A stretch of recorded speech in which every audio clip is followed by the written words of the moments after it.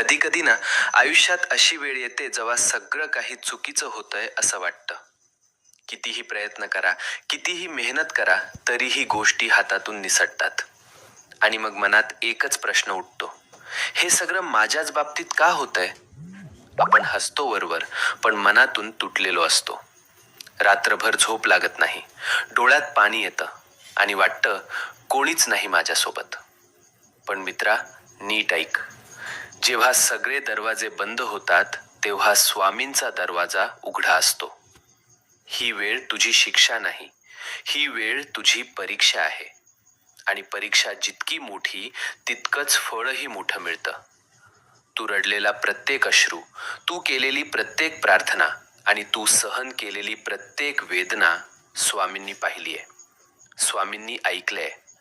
आणि आता स्वामी सांगत आहेत, बस झालं रडणं, आता उभं राहायची वेळ आली. भूतकाळ तिथेच सोड, जे गेलंय ते संपलंय. आता तुझं जीवन नव्यानं सुरू होणार आहे. नवीन संधी, नवीन आनंद, नवीन यश, सगळं तुझ्या दाराशी उभं आहे.